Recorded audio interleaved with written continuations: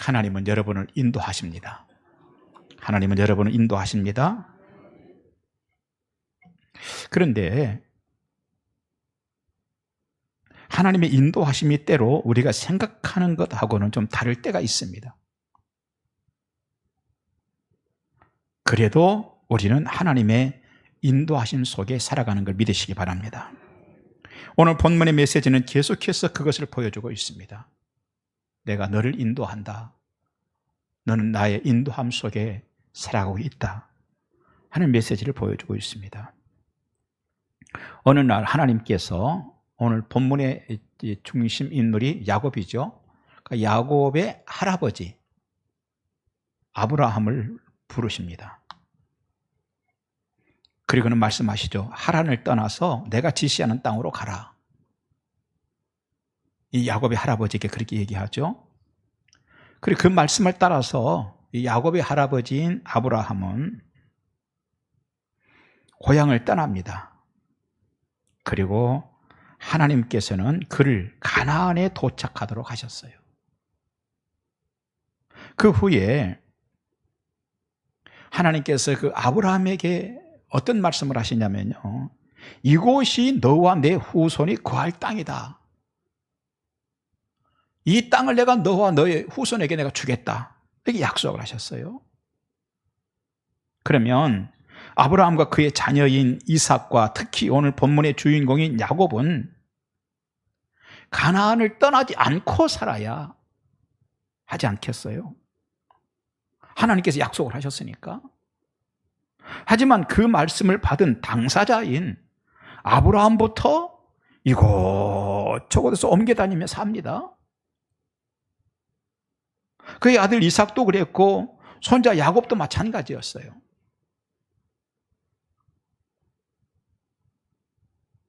하나님께서 그 땅을 아브라함과 그 후손들에게 주시겠다고 했는데 그 아브라함부터 거기에 살지 않고 이곳저곳 또 돌아다니며 사는 거예요. 이것은 하나님께서 그렇게 하셨음에도 불구하고 그것을 지키지 않고 이곳저곳 또 돌아다니는 아브라함과 이삭과 야곱 자신들도 문제이죠. 아니 하나님께 주시겠다고 했으면 그냥 거기서 눌러앉아서 죽이 되건 밥이 되건 하나님께서 굶어 죽이겠어? 하고 거기서 살아야 되지 않겠어요? 그런데 그들은 그런 신앙이 아니었어요. 문제는 그들이었던 것입니다. 그런데 심지어 오늘 본문에서는요, 이 가나안은 아브라함과 너의 후손들에게까지 주시겠다고 했던 그 하나님께서 그의 손자 야곱에게 뭐라고 말씀하셨냐면요, 애굽으로 가는 것을 두려워하지 말라 그랬어요. 야곱아, 너 애굽 가 살아. 두려워하지 말고 내가 너와 함께 갈게. 이렇게 말씀을 하시죠. 오늘 이런 부분에서 이전에 그곳까지 인도해 주시면서 이 땅은 너와 너의 후손들의 땅이다 라고 해주셨던 그 약속하고요, 뭔가 다른 상황을 하나님께 전개시켜 나가는 것 같아요. 그리고 약속이라는 측면에서도 그렇지만 하나님께서 인도해 주신다고 하는 측면에서도 무엇인가 지금 문제가 있는 것처럼 지금 보이고 있습니다. 처음에요, 아브라함이 가나안 땅 올 때에는 하나님이 인도하심이 너무 확실했었거든요. 확실했었어요. 그런데 아브라함 자신부터 이삭도 그렇고 야곱도 그렇고 시간이 지나가면서 지금은 하나님의 인도하심이 과연 있는 것인가 하는 생각이 들어요. 아니 그때는 하란에서 나올 때는요, 하나님께서 확실하게 인도하신 게 맞았어요. 그래서 가나안 땅까지 왔거든요. 그런데 그 당사자부터 이곳저곳 떠돌아다니고 살아요. 하나님께서 땅 주시겠다고 했는데도. 그 후손들도 마찬가지입니다.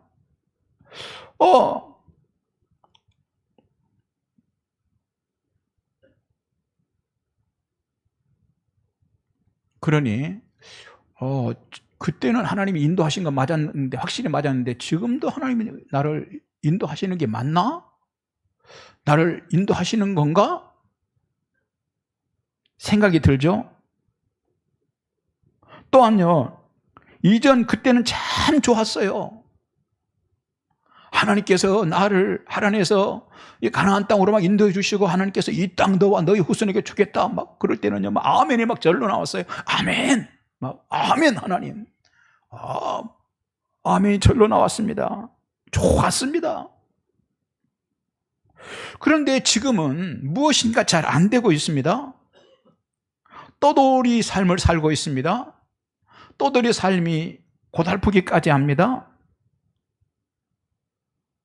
자, 이런 문제와 관련해서 우리는 한 3가지 정도를 생각해 보고 싶어요. 첫째는, 그때에는 아브라함이 하란을 나올 그때, 그리고 가나안 땅으로 왔을 그때에는 하나님의 인도하심이 분명히 있었는데, 지금 이런 상황에서도 하나님의 인도하심이 있는 것인가?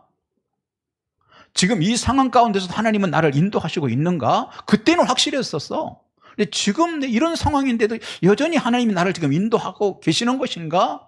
하는 문제이죠. 우리는요, 하나님께서 그 가나안 땅을 아브라함과 그의 후손들이 거할 땅이라고 했으면 처음부터 끝까지 그곳에서 살아야 한다고 생각하지 않겠어요? 그런데도 그 가나안 땅을 아브라함과 그의 후손에게 주신다고 말씀하셨던 하나님께서는요, 어떤 때는 그들이 그곳을 떠나지 않으면 안 되는 상황과 현실로 만들어 주시면서 여기저기 떠돌아다니며 살도록 하나님께서 하십니다. 심지어 오늘 본문에서는 하나님께서 야곱에게 말씀하십니다. 야곱아, 너 애굽으로 가. 내가 걱정하지 말고 내가 인도해 줄게. 애굽으로 가라고 하십니다. 여러분, 문제는 이제 우리들이죠. 혹시 우리 가운데도 이전에는 하나님이 인도하심이 있어가지고 잘 됐었는데, 그때 하나님이 확실하게 인도해 주셨었어요. 그게 잘 됐었거든요. 그런데 지금은 힘든 일들이 막 겹치고 해서 하나님의 인도하심이 끝났나? 하나님이 나를 인도해 주시는 게 끝나버렸나? 그런 생각이 드는 분들이 혹시 있다면, 아니면 하나님의 힘이 거기까지 뿐이었나? 그때 하나님께서 나를 이끌어 주시고 그때 막 은혜를 주시면서 그때는 내가 확실했었지, 하나님 인도하시는 거. 근데 그때까지만이었나 싶은 분이 있습니까? 아브라함과 그의 후손들은요, 그럴 때 어떤 생각이 들었겠습니까, 여러분? 하나님의 인도하심에 대해서 불신앙의 씨앗이 싹을 틀 수도 있는 상황이 된 거예요. 하나님의 인도하심이 뭐야? 내 그때 괜히 헛소리 들었었나? 인도하시는 게 맞나? 그런 불신앙의 싹을 틀 수도 있어요. 그래서 이전에 그 하란에서 나를 나오라고 할 때, 하란에서 우리 아버지를 나오라고 할 때, 하란에서 우리 할아버지를 나오라고 해서 이 가나안 땅까지 올 때, 그때는 하나님의 인도하심이 분명했었는데, 그건 하나님의 인도하심이 분명했었는데, 지금 상황에서 이건 뭐지? 아마 싶었을 것이에요. 그럴 때마다 낙심과 하나님의 인도하심에 대한 의심이 고개를 들었을 거예요. 마음속에서 일어나는 별의별 부정적인 생각이 막 일어납니다. 그런데 그것뿐만이 아니라 그러는 동안 실제로도 큰 어려움에 직면하기도 합니다. 가나안 땅에 살았으면 그렇지 않았을 건데 애굽 땅 떠돌다가 실제로도 큰 어려움을 당하기도 해요. 그럴 때 하나님이 진짜 나 인도하시는 거 맞아? 하나님이 했던 약속 그거 정말 있는 거야? 오늘도 하나님 나 인도하실까? 어느 날 아브라함이요, 애굽에 가서 살게 됐어요. 그런데 어느 날 애굽 왕이 부릅니다. 아브라함을 좀 보자고, 궁전으로 잠깐 들어오셔. 그래서 아무 생각 없이 왕이 부르니까 간 거 아니에요? 그랬더니 이 왕이 얘기합니다. 당신하고 같이 다니는 처자가 참 인물이 좋던데 아브라함이요, 눈치가 굳어진 사람이에요. 그 얘기를 할 때 벌써 머리가 확 돌아가는 거 아니에요? 아, 이거 큰일 났네.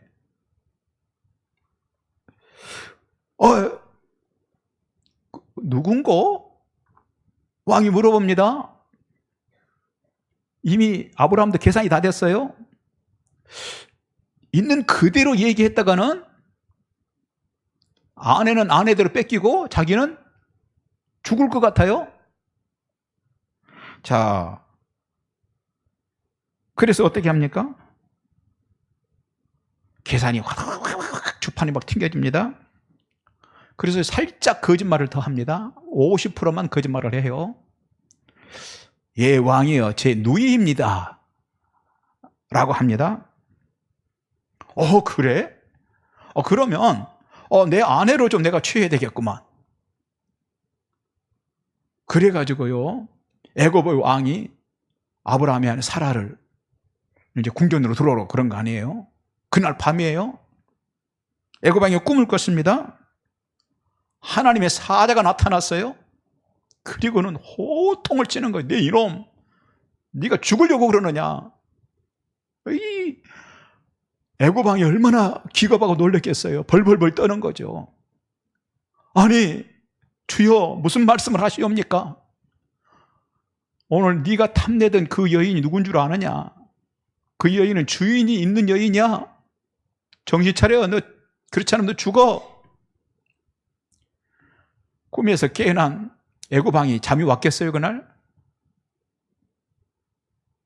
밤새도록 뜬 눈으로 지내고 날이 밝자마자 그 아브라함 잠깐 들어오라고 그래. 이래가지고 아브라함이 또 궁전에 불려간 거 아닙니까? 그래가지고 그대는 어찌하여 나를 속였는고? 나 죽을 뻔했어? 솔직하게 얘기해봐. 그러니 아브라함이 뭐라고 합니까? 네. 그리고 사실은 제 아내입니다. 왜 거짓말을 했는고? 제 아내도 뺏기고 저도 죽을까 싶어서 그랬습니다. 애굽의 왕이 어떻게 합니까? 내가 위로금 좀 줄 테니까 빨리 가지고 아내 데리고 빨리 애굽을 떠나. 당장 나가. 이렇게 된 거 아니에요? 자, 하나님께서 개입해 주셔서 아내도 찾고 자신도 살아남았어요. 만일에 하나님께서 처음 약속하셨던 대로 이 가나안 땅이 너와 너의 후손의 땅이 될 것이다. 그러면 그때부터 가나안 땅에 눌러 살았으면 이러한 수모를 당하지도 않았을 것이고 이런 위기도 당하지 않았을 거가 확실한 거 아니에요?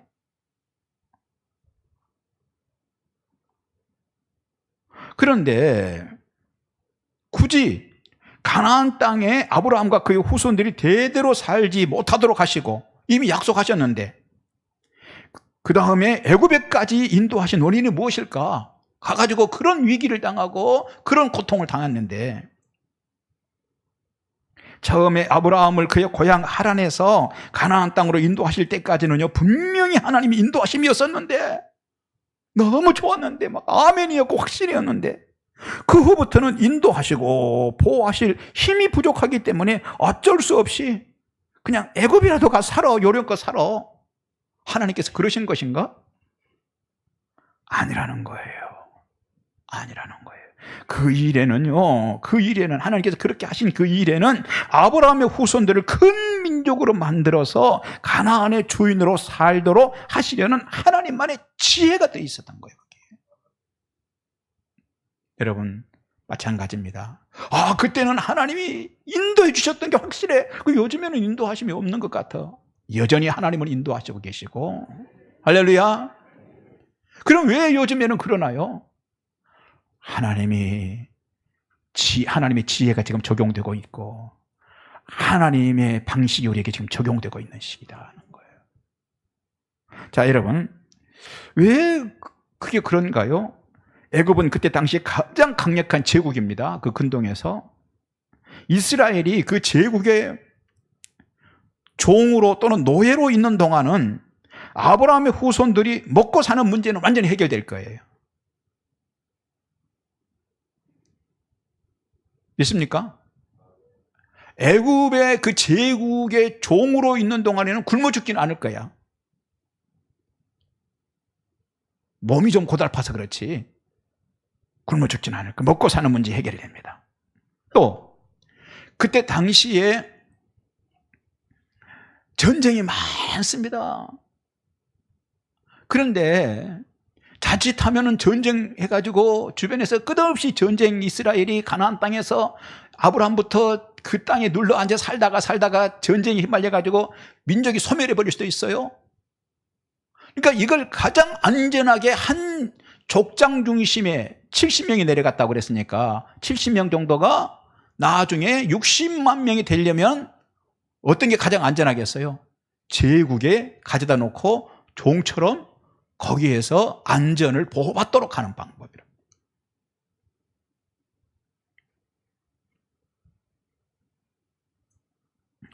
자, 세월이 흐르면 결국 민족을 이룰 만큼의 숫자가 되는 것이죠. 그리고 보니 그들이 애굽까지 살게 된 것은요, 하나님이 힘이 없어가지고 어쩔 수 없이 그런 곳으로라도 가서 살아 하고 이끌고 가신 것이 아니라는 것이 확실해졌습니다.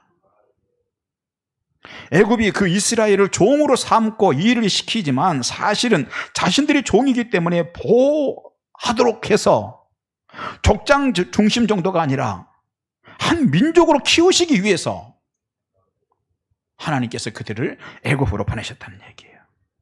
그러기 위해서 430년이라는 긴 시간이 필요했던 것입니다.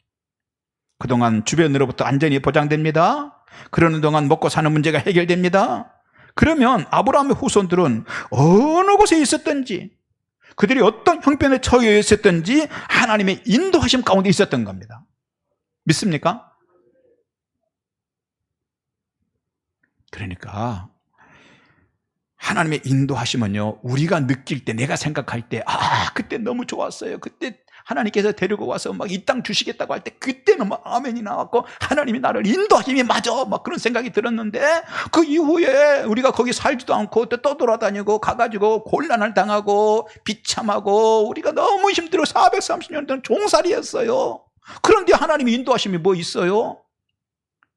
싶었으나, 그건 우리의 지혜가 부족해서 하나님의 지혜에 이르지 못하기 때문에 더 하나님은 깊은 생각을 가지시고 계시는데도 우리가 어리석어서 하나님 인도하심이 지금 없는 건가? 이제 하나님은 인도하심이 끝났나? 그때까지만 하나님이 인도하셨고 이제는 하나님 인도 안 하시는 건가? 착각할 수 있다는 것입니다.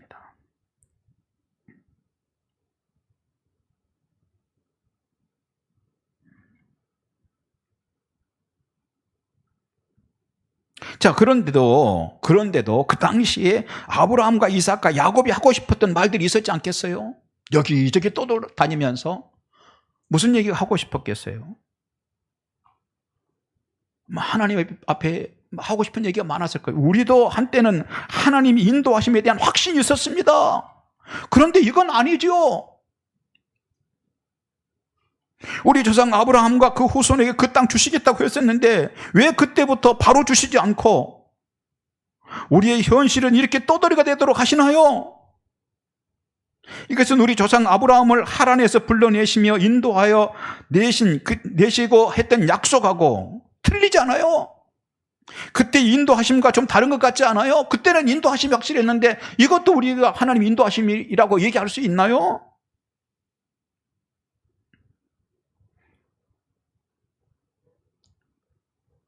이거는 하나님의 인도하심에 대해서 내가 원하는 방식이 아닙니다. 내 생각에 하나님의 인도하심 방식이 아닙니다. 아마 그런 생각했지 않았겠어요? 하지만 하나님께서 그의 백성들의 인생에 개입하시고 할렐루야, 어떤 방식으로든 실제로 인도하셨던 것입니다. 우리도요, 혼란스럽지 말아야 합니다. 우리 옆에 분들과 인사하십시다. 혼란스러우면 안 됩니다. 할렐루야. 네, 저 뒤에도 인사하셔도 됩니다. 이 앞부분을 굉장히 인사도 잘 하시는데 저 뒤에도 여러분, 하나님에 대한 신뢰를 무너뜨리지 말아야 합니다. 아멘. 하나님의 인도하시면요, 당시도 그렇지만 지금 여러분에게도 계속되는 거 있음을 믿으시기 바랍니다. 여러분이 어떤 상황에 있을지라도 하나님은 여러분을 인도하시고 계십니다. 이 모든 과정에도 하나님이 함께하고 계시는 것입니다. 그것이 확실하다면 우리가 기억해야 하는 것이 하나 있습니다. 하나님은 여러분이 지난날 잘 될 때만 인도하심이 아니었습니다. 지금도 인도하십니다. 때로 내가 이해할 수 없는 상황 가운데 있을 때에도 하나님이 인도하십니다. 여러분의 인생은 하나님의 인도하심이 있는 것입니다. 여러분, 이것을 잘 보여주는 곳이 창세기 45장 요셉의 모습입니다. 하나님이 요셉을 높이 세우겠다는 의미로 꿈을 꾸게 하시잖아요. 형들의 곡식단이 자신에게 막 절을 합니다. 부모님을 상징하는 해와 달뿐 아니라 형들의 별들까지 자신의 별에게 절을 합니다. 이것은 하나님이 요셉을 인도하여 큰 인물로 만드실 것이라는 계시였습니다. 요셉이 이 꿈 꾸고요, 어떻게 했어요? 막 아멘 했어요. 너무 좋았어요. 아멘 했어요. 분명히 하나님이 자신을 인도해 주실 것에 대한 막 확신이 있는 겁니다. 어떤 꿈은, 개꿈은 그냥 밤새로 개한테 쫓기다가 나중에 어떻게 꿨는지도 모르겠는데 이 꿈은 너무 선명했어요. 막 확신이 생겼습니다. 그러면 현실에서도 일이 그렇게 풀려야 되지 않겠어요? 그래서 뭐 외무고시가 됐건 행정고시가 됐건 사법고시가 됐건 막 보는 족족 국가에서 막 바로 합격해가지고 막 국가에 막 부름을 받아야 되지 않겠어요? 하지만 현실은 그렇지 않았습니다. 정반대였습니다. 자신을 돌봐줘야 할 형들의 손에 의해서 오히려 노예로 팔려갑니다. 그는 지울 수 없는 상처를 가진 인생이 되었습니다. 자다가도 벌떡 일어날 수밖에 없는 상처를 안고 살아야 합니다. 이제 그 형들은 형제가 아니라 반드시 복수해야 될 그런 대상이 됐습니다. 요셉은 지난날 자신을 인도하여 크게 쓰시겠다고 하셨던 하나님을 그때 당시에는 확신했었고, 과연 하나님이 살아계신다고 막 확신했었습니다.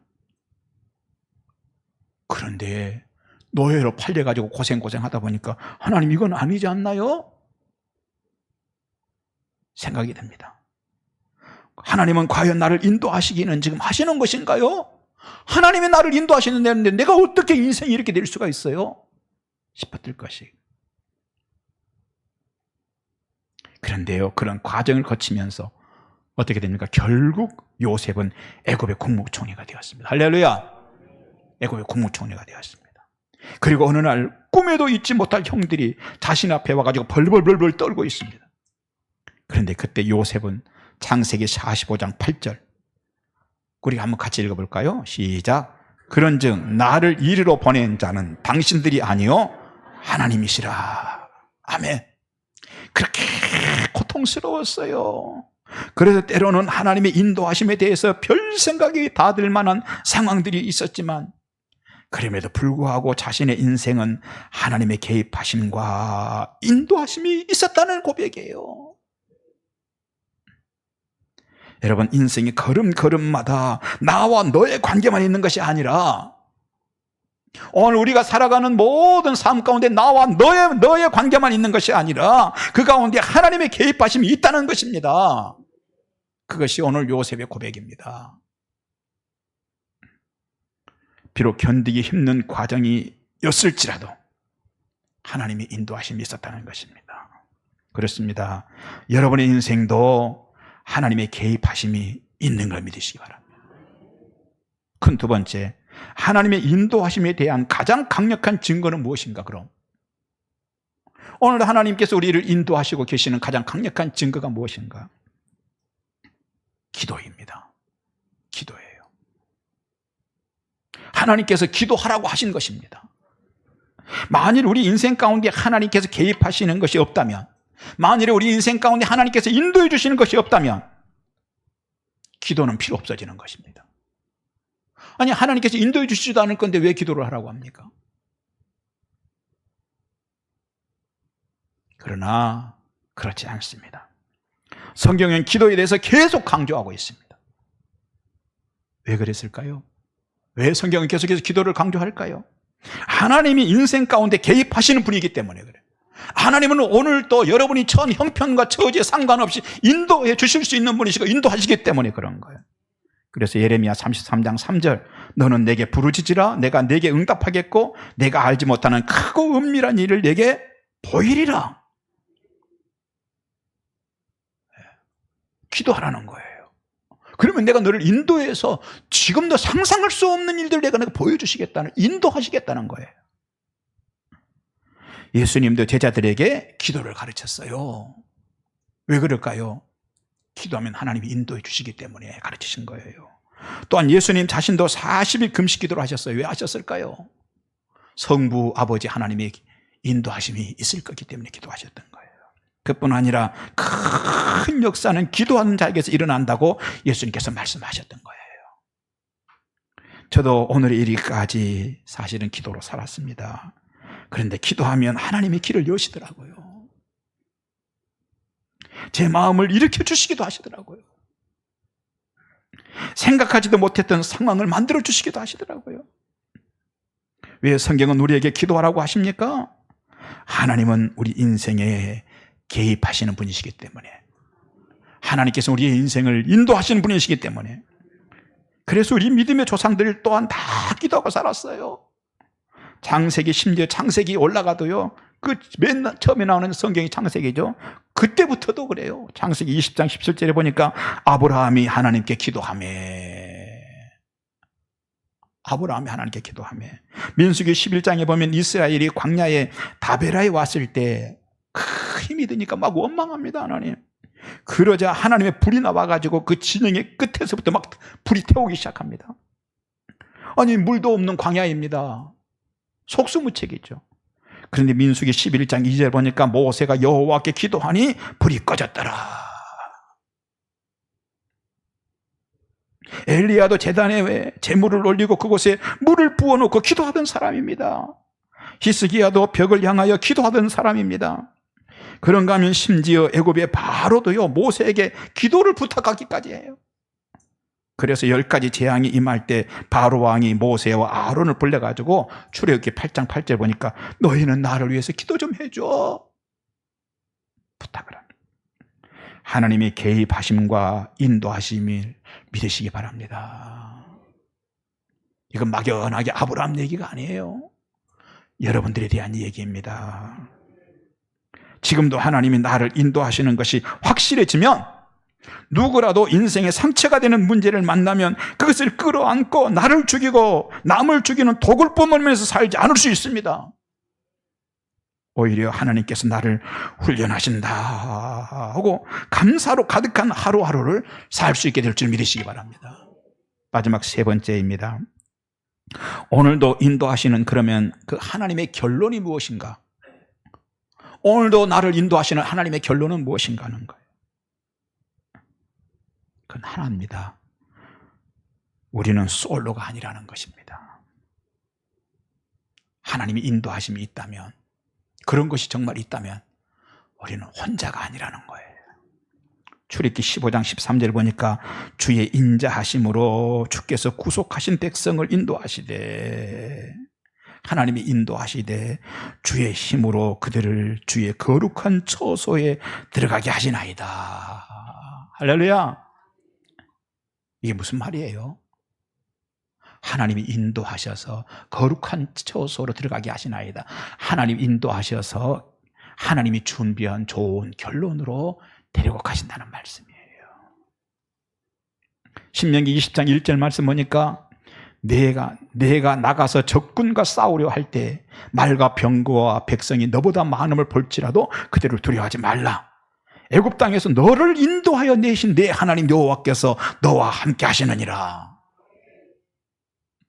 하나님이 인도하셔서 결론이 뭡니까? 두려움 없는 날도록 살게 하신다는 겁니다. 두려움 없는 날을 살게 해주신다는 거예요. 그런가 하면 이사야 49장 10절은요, 그들이 줄이거나 목마르지 아니할 것이며 더위와 볕이 그들을 상하지 아니하리니 이는 그들을 긍휼히 여기는 이가 그들을 이끌되, 이 말은 인도하시되 샘물 근원으로 인도할 것입니다. 할렐루야. 하나님이 인도하시는 결론이 뭡니까? 샘물 근원이 결론인 것입니다. 여러분을 그리로 이끌고 가실 줄 믿습니다. 하나님 감사합니다. 귀한 말씀으로 저희들을 새롭게 하시고 또 힘을 주셔서 감사합니다. 하나님, 우리가 혼자가 아니었음을 알게 도와주시옵소서. 잘 될 때도 좋을 때도 하나님의 인도하심이 있었으나 이해되지 않을 때도 여전히 내가 하나님의 인도하심 속에 있다는 사실을 알게 하시고, 하나님 아버지여, 다시 한번 힘을 얻게 하여 주시옵소서. 예수님 이름으로 기도합니다. 아멘.